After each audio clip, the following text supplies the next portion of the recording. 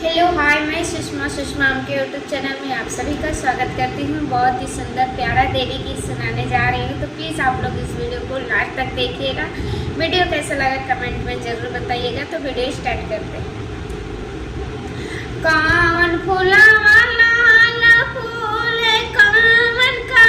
चनार हो, कावन फूलवाना दुर्गा मैया के भोजन दुर्गा मैया के भोजन हो, कमान फूलवना बेली फूलवना चमेली का चनार हो,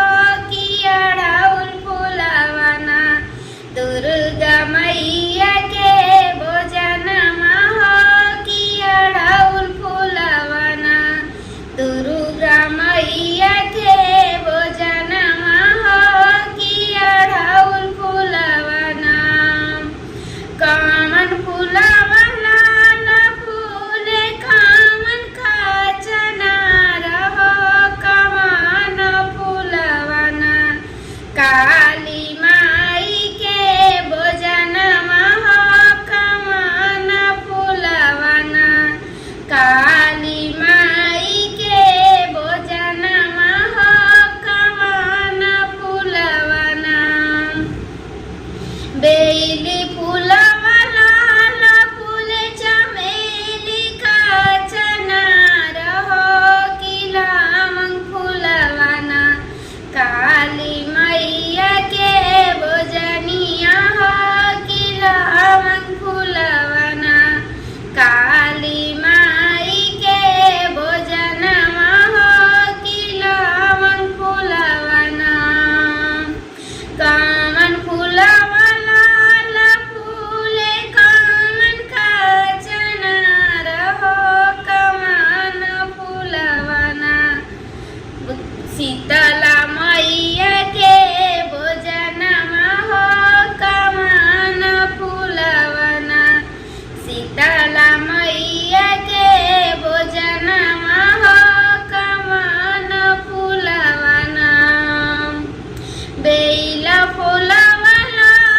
फूल चमेली का चनार हो,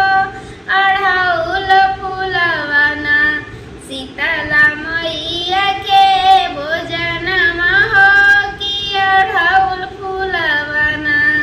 शीतला मैया के भोजन हो, कि अड़हुल फूलवना कामन फूलवना फूल कामन का चनार हो, कमान फूलवना हो, कमान फूलवना सातो बहिनी के भोजन हो, कमान फूलवना सातो बहिनी के भोजन हो,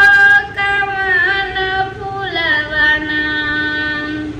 बेली फूल लाल फूल चमेली का चनार हो, अड़हुल फूलवना सातो बहिन के भोजन हो, कि अड़हुल फूलवना सातो बहिन के भोजन हो, कि अड़हुल फूलवना। मेरा वीडियो कैसा लगा कमेंट में ज़रूर बताइएगा। जैसे कि आप सभी को मालूम है कि 30 तारीख को नवरात्रि स्टार्ट हो रहा है, तो आप सभी को हमारे तरफ से हैप्पी नवरात्रि।